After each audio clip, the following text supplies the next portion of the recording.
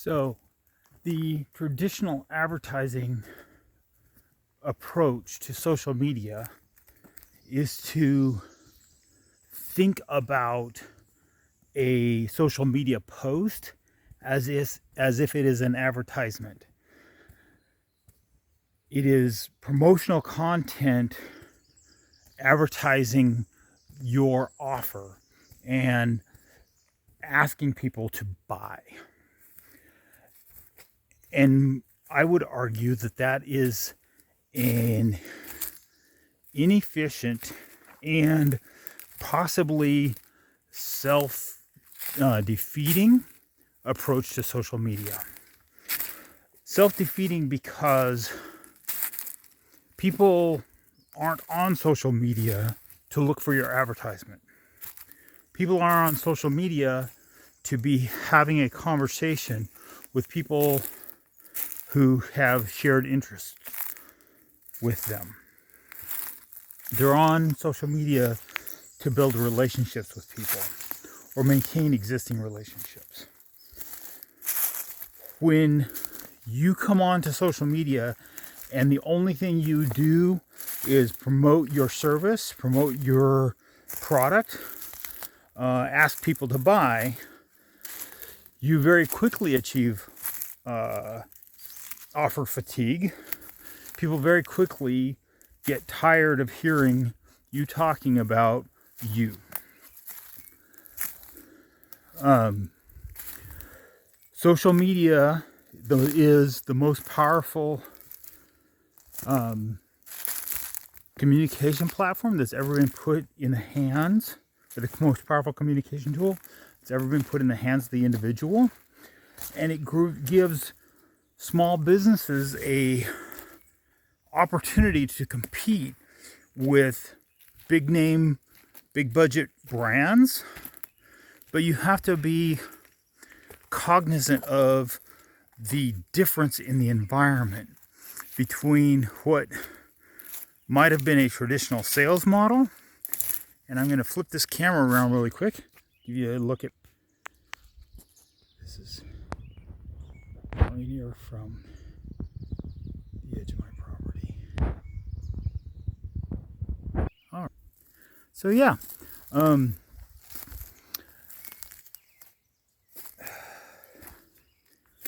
here's the traditional salesperson's approach to social media. They think they should get onto social media and they should start talking about what they do. And of course, everyone needs my product. And so all they need to do is say, I solved that problem. I offer that solution, and people will flock to their landing page and buy their product. Or they think that they equate marketing and advertising, and I would argue that advertising is a subset of marketing. It is not the totality of marketing. And so they get onto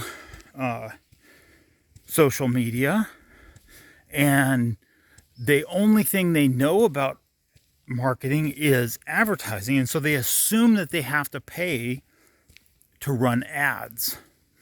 And one of the great things about having a social media presence is you don't have to pay to run ads to put content out there and test the waters and see if people are interested in what you have to say. What ads do in the social media environment is allow us to scale once we have identified what that message is. So we can test the messaging without paying for ads. And once we have dialed in the audience, dialed in the message, now we can take that content, put some money behind it as a paid advertisement, and allow us to reach a broader audience. So I talk about a 4Rs model. The foundation is your online reputation. In this case, it is how you are producing content that is relevant to the platform that you're on and feels natural and organic to the platform that you're on, the audience you're talking to. The rebuy portion of the model is those people who are already in your contact sphere, people who are already interested in you either as a person or you as a brand, and they are just looking, they are in fact farther down in the sales funnel process, farther along in the customer journey, and they are looking for what is your offer.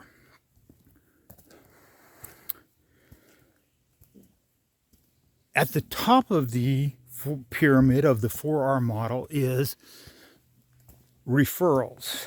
So stimulate referrals or encourage reviews. That is a organic component of a reach portion of your campaign. That is how you get the people who are currently in your contact sphere, in your customer journey, to turn around and invite them to further introduce you to other people that they know. But for the purposes of talking about social media advertising, what we're talking about is the reach component, the third element of the 4 steps of the 4R process.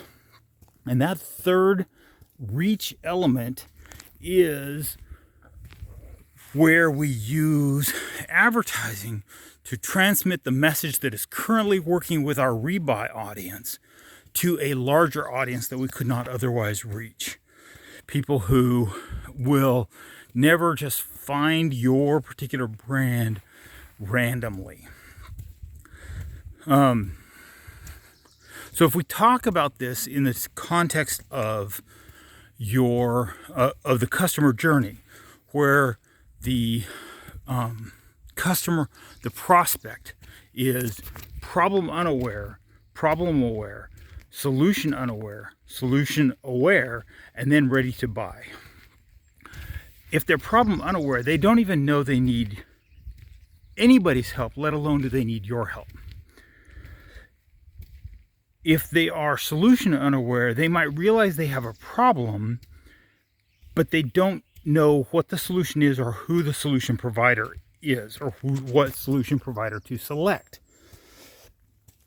Our messaging is different when we're talking to different portions of the audience, people who are in different stages of that pipeline, different stages of that funnel. So the thing that's amazing about social media is it allows us to put out organic content that's talking to the problem unaware person. And that would be, we can talk about that as top of funnel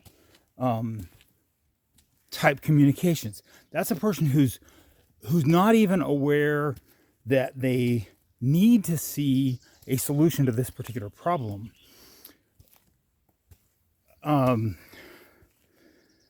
That's the person and if we're spending money, if we're running ads to that audience, the sales cycle is very long before we actually get them to a purchase decision.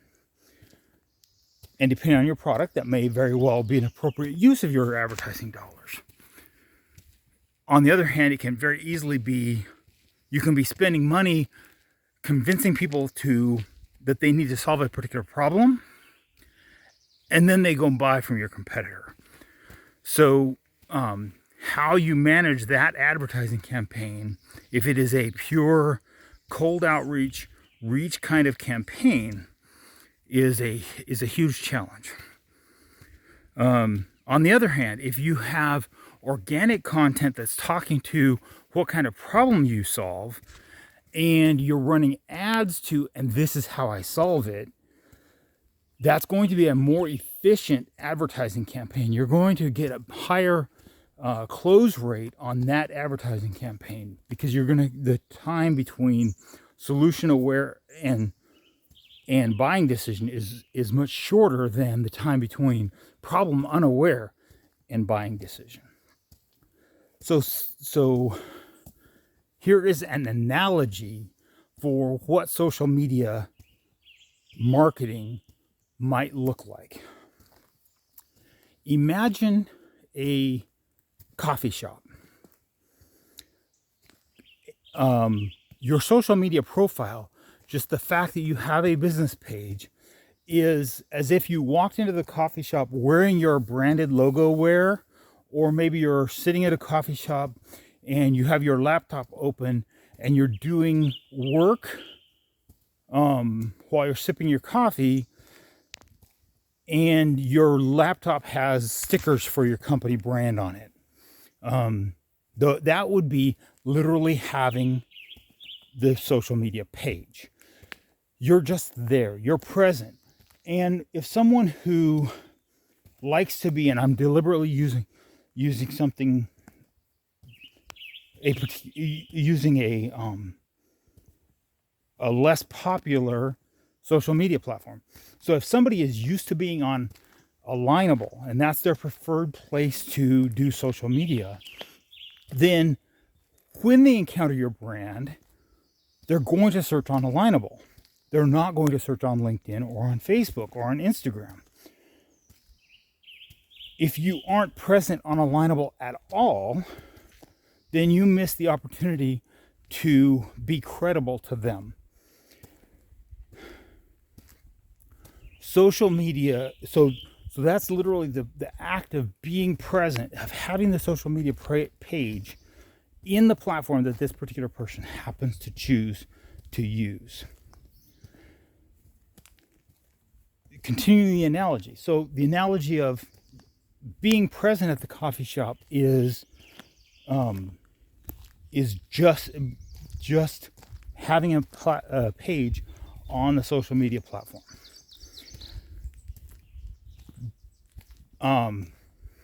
Your social media posts are your conversation starters. That's where you're walking up to somebody and saying, "Hey, how's it going? How are you doing today?" If the very first thing that comes out of your mouth when you walk up to somebody in a coffee shop is, "Hi, I'm Ted the Roofer," you're going to get turned off, turned down, shut down very quickly, very often. Because people aren't walking into the coffee shop expecting to get propositioned for their roofing jobs. But if you walk up to somebody and say, "Hey, that's a great set of boots you're wearing. How are things going today?" You never know where that conversation is going to go. That is what social media organic content should look like. It should feel like. Hey, here's a post about our latest roofing job. Hey, here's a post about the happenings in our community. Here's a post about the holiday that happens to be coming up or happens to have just expired. And here's a post about the people who follow us, who are our current customers. The reviews. That is walking into the coffee shop and just walking up to someone at the coffee shop and starting a conversation with them. And then what I call social media engagement, that is the actual conversation. So now you're in a conversation with somebody and you're discussing whatever it is that's interesting to them. And if you are being of value to them, if you are creating for them some benefit in their life that's greater than what you're costing them, and obviously if the only thing you're costing them is some time to have a conversation in social media, then You don't have to provide a lot of value to be valuable. Passing through a gate. But you do need to make the conversation with you something that has utility to them. Make it not about you. If all you're doing on social media is promoting your product, your service, very quickly they see through that as purely promotional. It might as well be a paid ad. And you're probably going to, if you're doing that kind of paid ad, you're probably going to drive your audience to your competitor.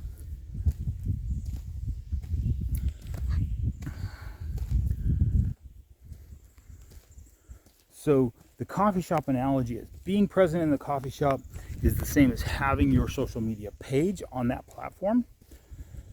Your content is is having that engagement, starting that conversation with people, giving them a reason to have a conversation with you. The engagement, the conversation is the engagement. And to continue the analogy, advertising is taking that content and making it into a poster and paying the coffee shop owner to hang your poster on the wall of their coffee shop. You may very well get the person who they're ready to make a buying decision, and they see your contact information on that poster, and they pick up the phone and call you, or they text message you, or whatever, however they engage with you.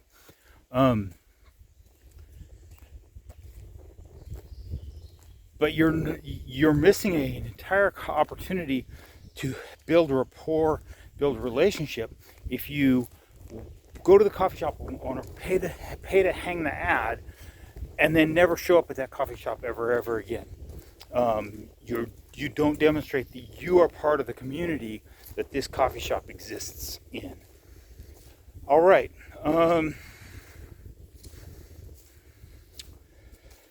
So this fits in the context of the punchline that I like to say: friends don't let friends boost random Facebook posts. So when you're on a social media platform, that platform makes money off of your paid ads. They make money off of your advertising revenue. They want you to run ads. There is absolutely a place for paid advertising in a social media marketing campaign or strategy. However, it should not be the centerpiece, because as soon as you start paying for ads, the platform recognizes that you are willing to pay to run ads, and that affects how they treat your organic posts, for one thing. But significantly, the audience treats your organic posts differently than your paid ads. When we see, as a consumer, when we see the word sponsored at the top of a post, our minds treat that differently than when we see our friends liking, sharing, commenting on posts about things that are interesting to us. So have a conversation with people, start a conversation with your friends and family revolving around what you do. Do it publicly in the coffee shop, in the social media platform. Let people see the conversation happening, and use it as a problem aware kind of strategy. Just let people know that you're present in their platform, you're interested in, that you're engaged in their community, and that you solve a particular set of problems. And don't try to pound them over the head with your solution when you don't yet have a relationship with them. The very famous person who talks about this stuff is Gary Vee, and his analogy is, jab, jab, jab, right hook, jab, jab. The jabs are the organic social media presence, and they're just being present. They're having a conversation about whatever happens to be going on.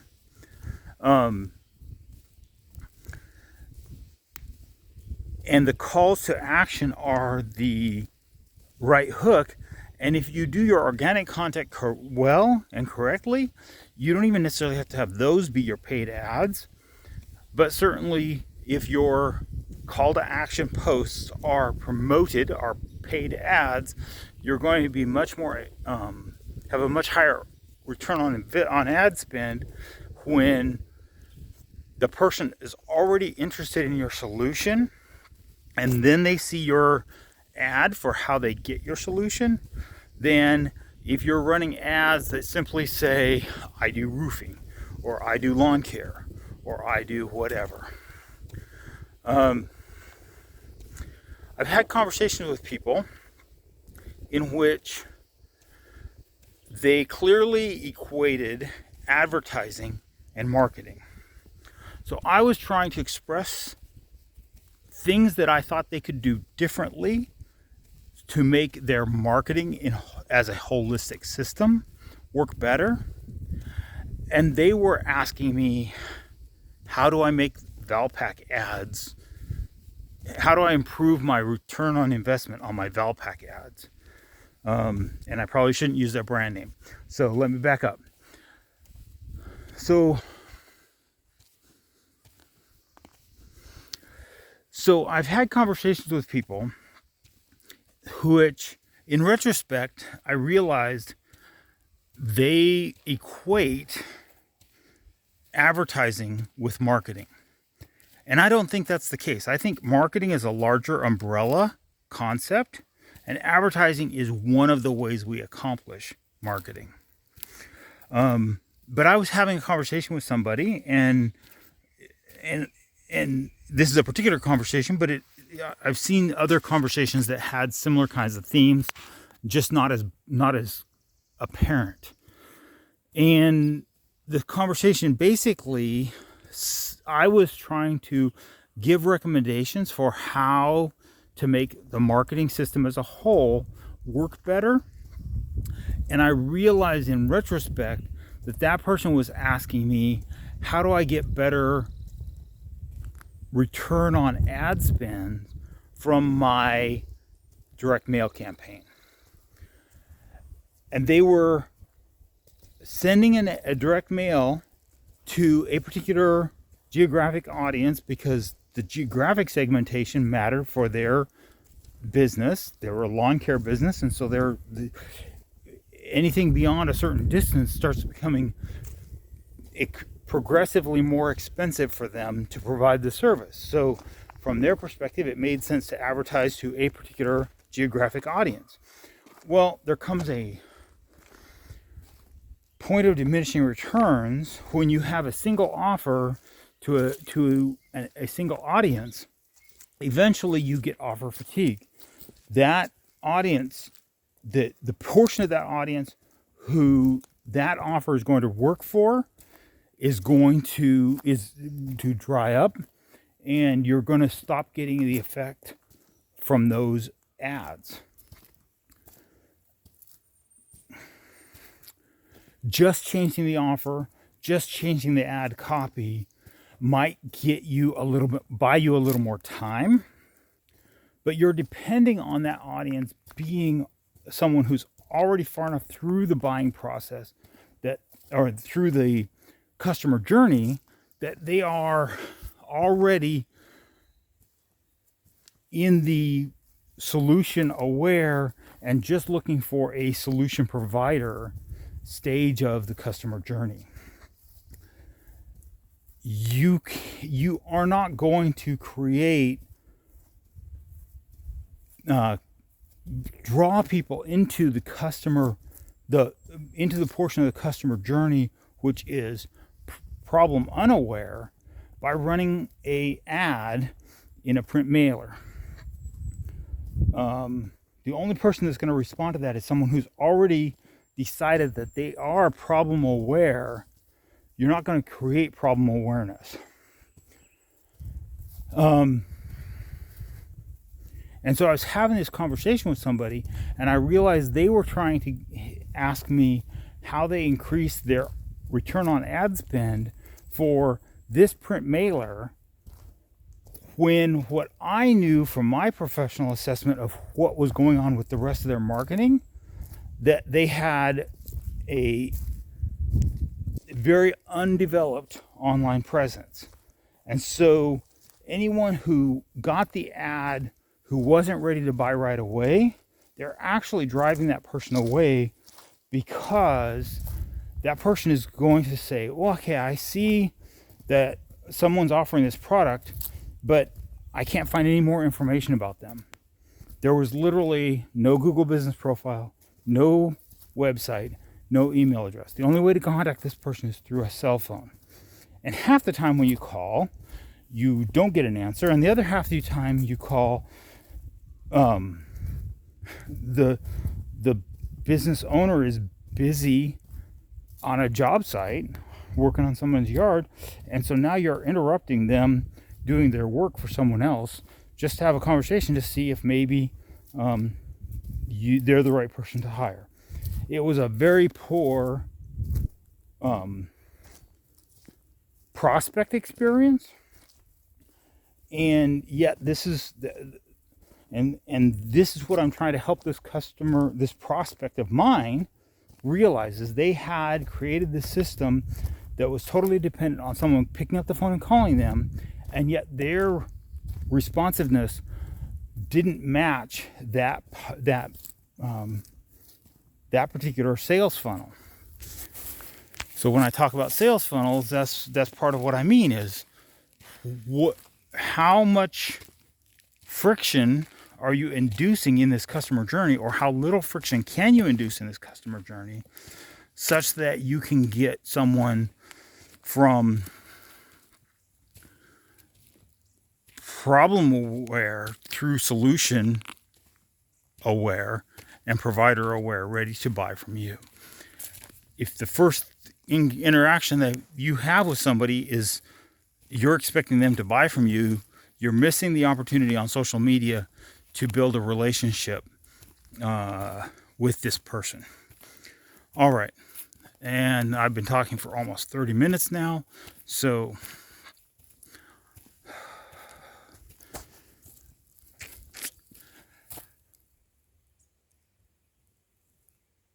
I'm Keith. I'm the bald guy. I help small businesses with marketing, theory, tactics, techniques, training, and technology.